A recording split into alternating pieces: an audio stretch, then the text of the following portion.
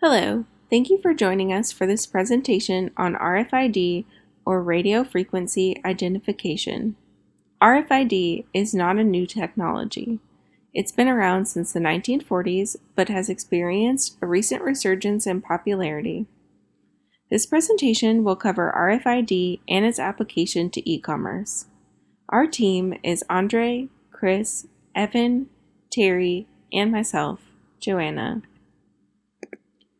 We'll be covering the following topics. First, an overview of the technology behind RFID.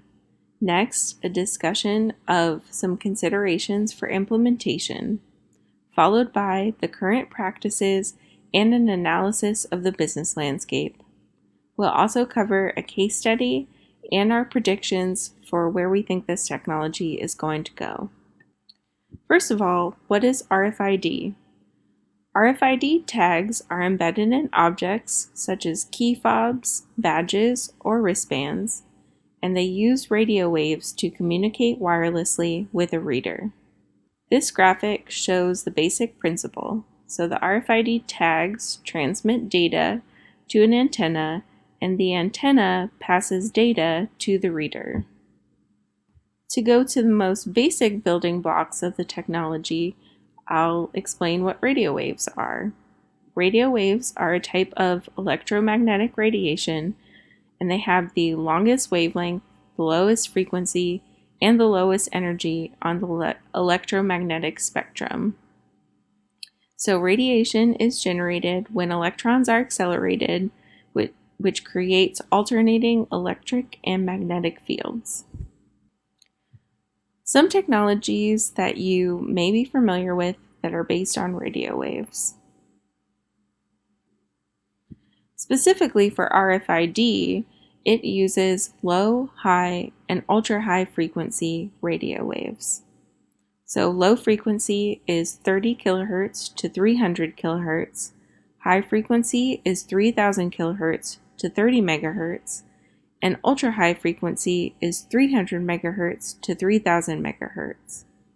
Low-frequency RFID, the primary frequency range is 125 to 134 kHz. It has a fairly short read distance of approximately 10 centimeters, and while it's slower to read than high-frequency and ultra-high-frequency RFID, it is less susceptible to interference.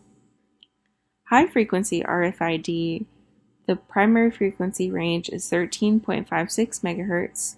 The read distance is a bit longer at approximately 1 meter, and while it's quicker to read than low-frequency RFID, it is moderately susceptible to interference.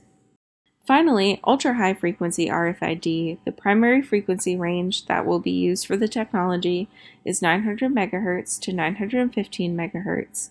It has a much longer read distance, up to approximately 100 meters, and while it's the fastest to read, it is also the most sensitive to interference. And next, I'll pass it off to Andre for a further discussion of the technology, specifically the different types of RFID systems. Thank you, Joanna. Now let's talk about different RFID system types available today on the market. These RFID tags are active, passive, and battery-assisted passive tag. Let's look into some differences and similarities among these different tags. First important thing to note is the power source. The active RFID tag has the internal power source, usually represented by a battery. On the other hand, the passive RFID tag does not include an internal power source. Instead, it relies on the power source provided by the actual reader via the radio frequency waves. As for the battery-assisted tag, there are two power sources available. One internal, that power source is used to power the actual tag, and the external power source, which is the reader used for backscattering. The power source for the active RFID tag is continuous. Therefore, the signal strength from the reader to the tag remains low, while the signal strength from the tag to the reader stays high. For the passive RFID tag, it's reversed. As for the communication range, the active tag offers the longest range available from 100 meters. Meanwhile, the passive tag offers only up to 10 meters in communication range. As for the battery-assisted passive tag, the communication range is within 100 meters. Of course, how far the tag can be read from depends on the environment. Materials such as metal or presence of a liquid may interfere the communication between the tag and the reader. As for some examples of tag applications, one would find that active RFID tags are most often used for big items, pallets, containers, vehicles, large military assets.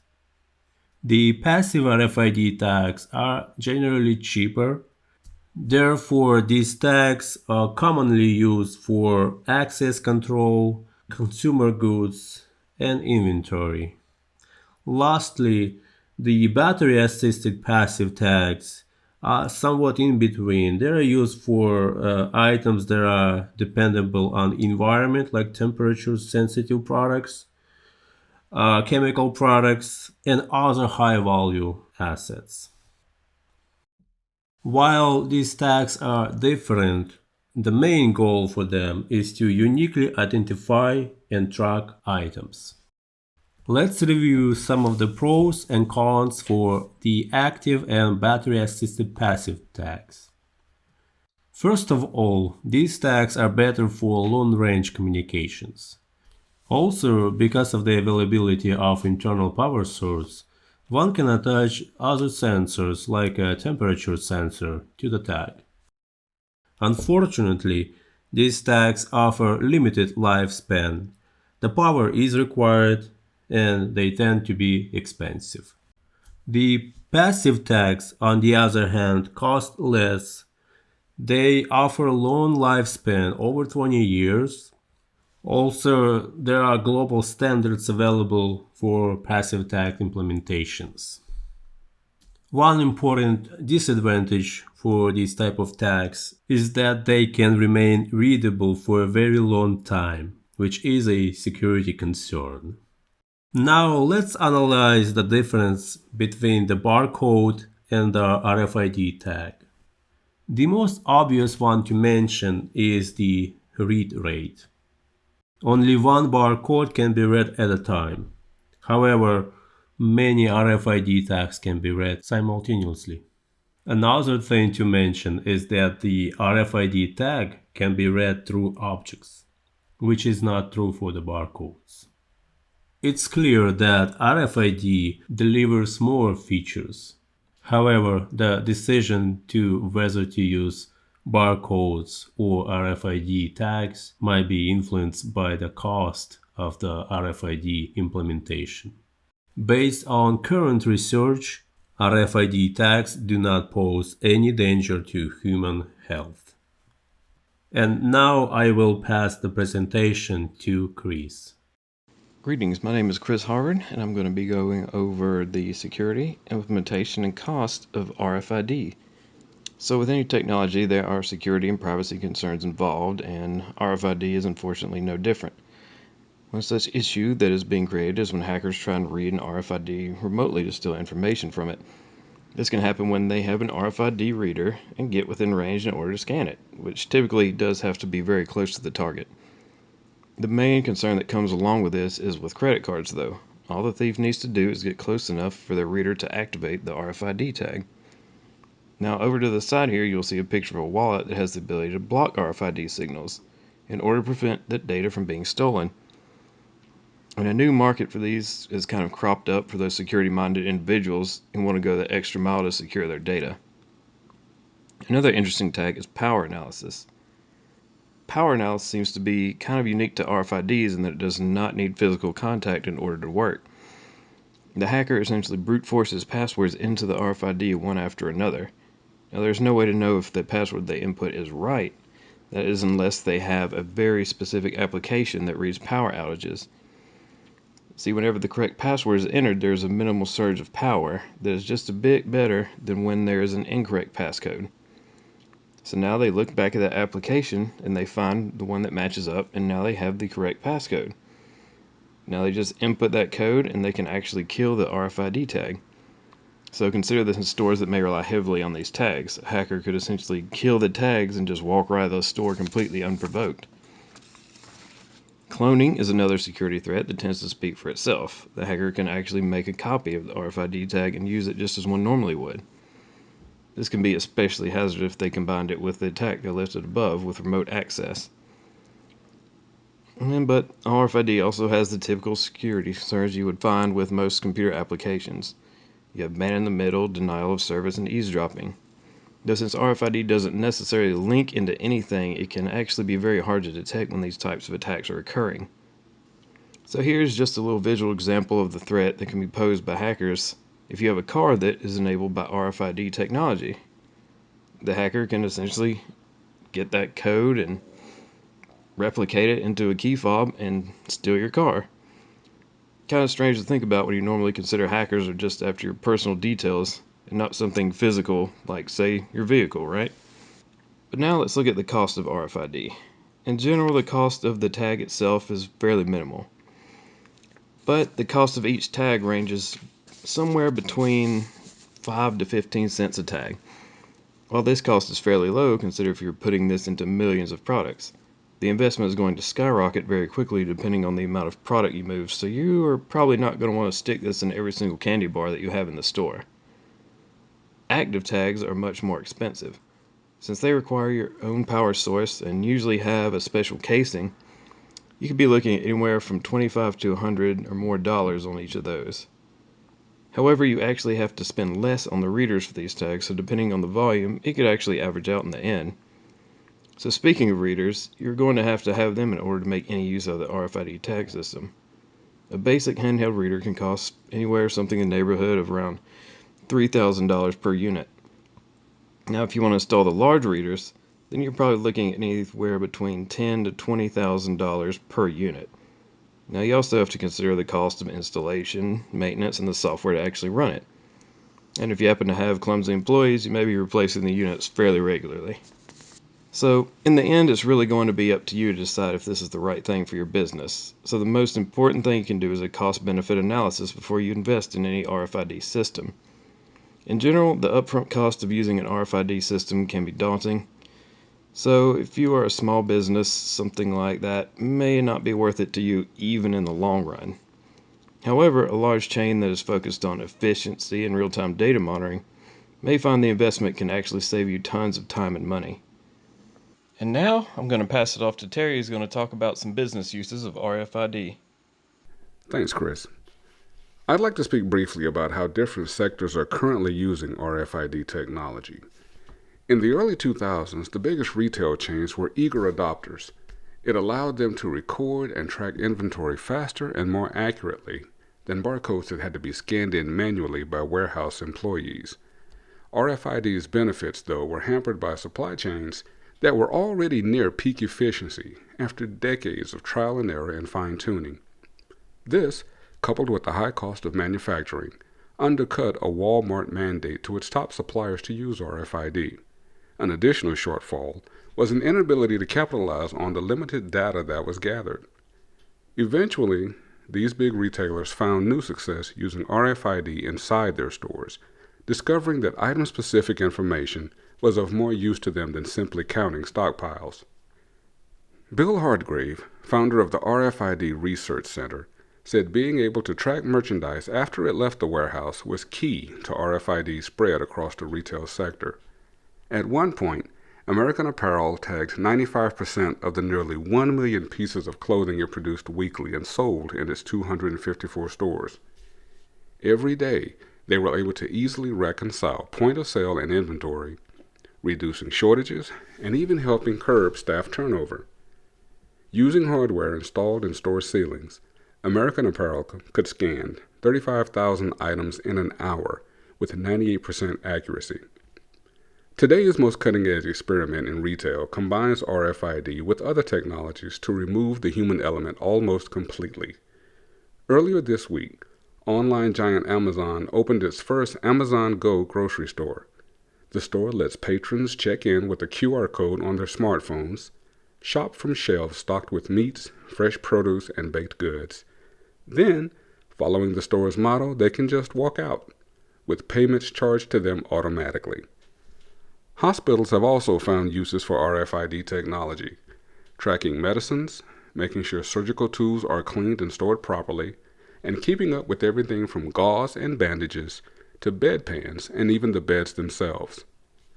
RFID sensors have been placed near sinks to keep track of how often employees wash their hands.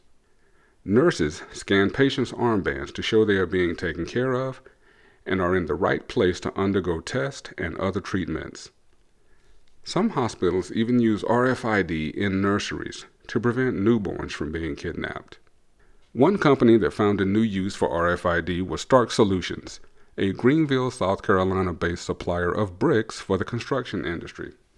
Stark was facing tough times from the 2008 recession when it was asked to apply its brick tracking expertise to counting VIPs at a local golf tournament. Georgia native Lance Burnett, the company's founder, said data showed the tournament's VIP area was being used only at about 20% capacity at any given point. This meant more premium price tickets could be sold without crowding the VIP area and reducing its appeal. Far from the fluke Barnett thought this experience would be, it became a predictor of much of the current business activity for the now renamed Stark RFID. In the recent past, event hosts could gather only simple head counts and general data on what ticket holders bought to eat and drink. Imposters could trick their way into VIP or other reserved areas, and even use fake credentials. Now, RFID can be used for location tracking and identity verification in real time. Ticketmaster specifically sought out Stark for the purpose of cutting down on counterfeit tickets originating from its print-at-home service. Today, Stark RFID is partnered with more than 100 sports and entertainment-focused clients, including the Atlanta Falcons, the Green Bay Packers, University of Alabama, Clemson University, and the Walt Disney Company.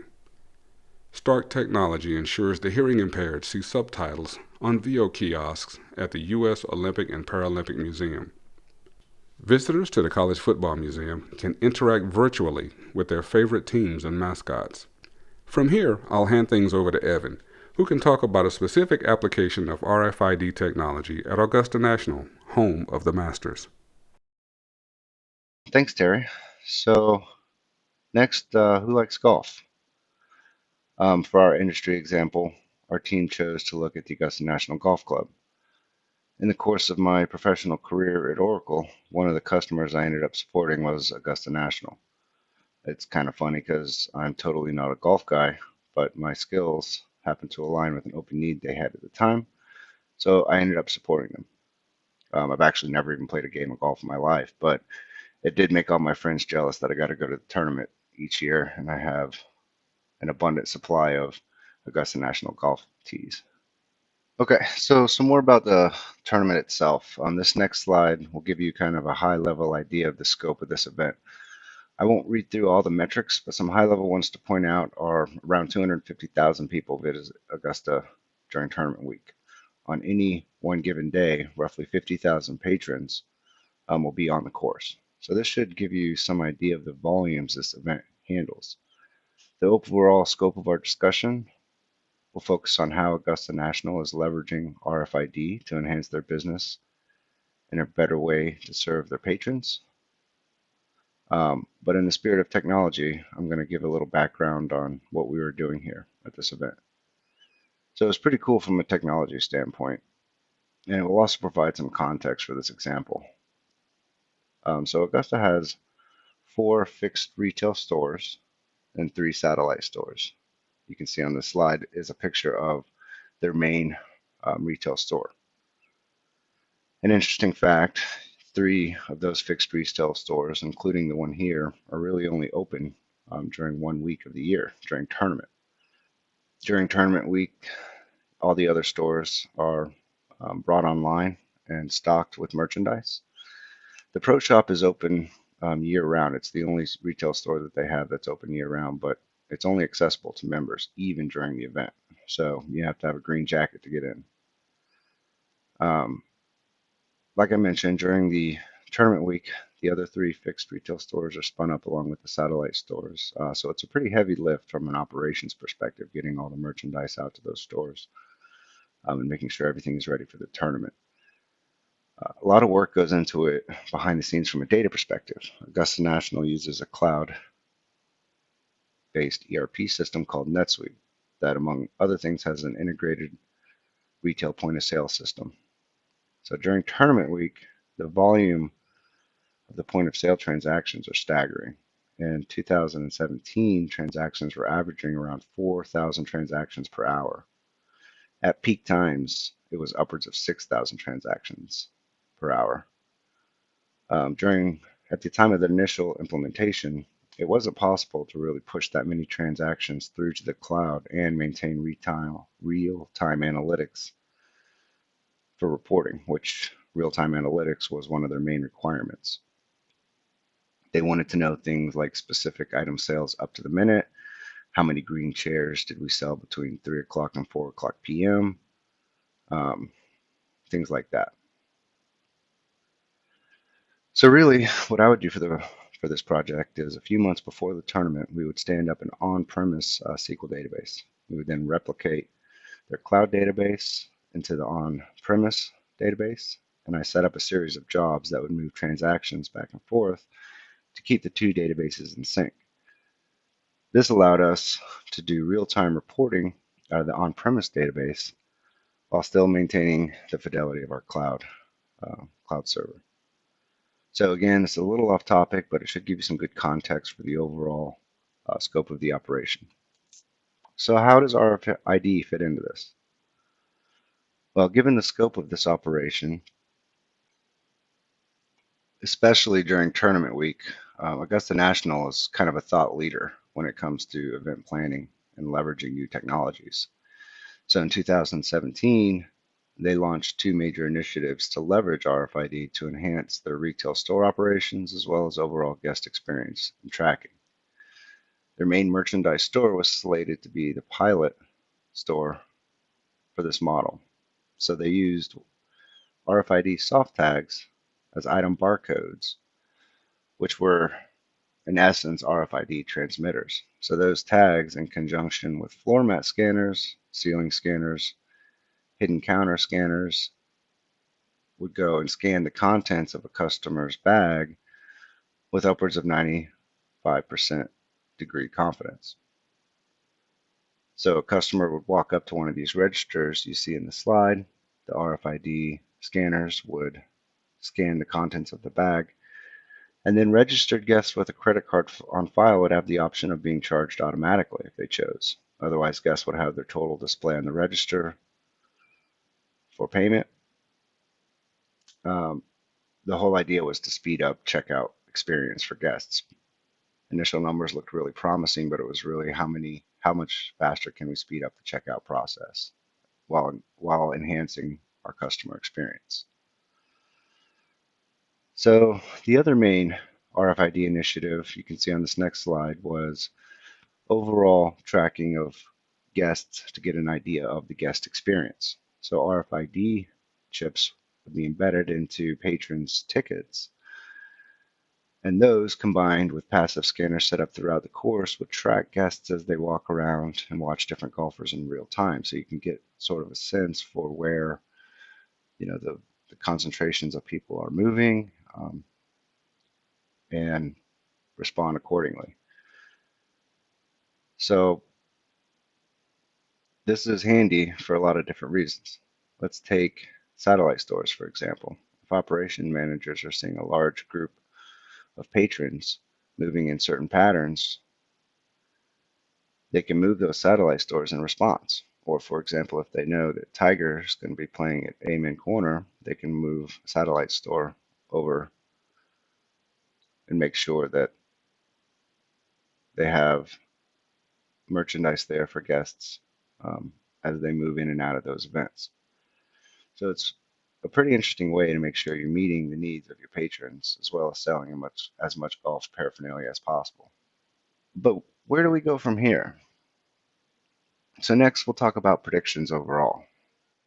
So in terms of technology, RFID is not really a new technology. It's been around for a long time. I think what we're starting to see is developments in other technologies are allowing people to leverage RFID in new ways. Take phones, for example. The ability to put RFID transmitters into phones is now allowing people to turn their phone into a credit card and use their phones for different transactions at different merchants. So we're moving more towards, a digital, fully digital wallet. Wider adoption of RFID is helping in the example we talked about with Augusta National, where you're starting to see cashierless stores. Bluetooth low energy ultra wideband will ultimately replace RFID, but I think it's going to have to borrow some of, if not all of that technology. So a lot of people think RFID technology has plateaued, but I think, like I mentioned, components of it are going to be borrowed and leveraged into new existing technologies. Wi-Fi real-time location services, for example. Those will take market share away from RFID, but again, they'll be using different components from that. So with that in mind, we'd like to open it up for any questions.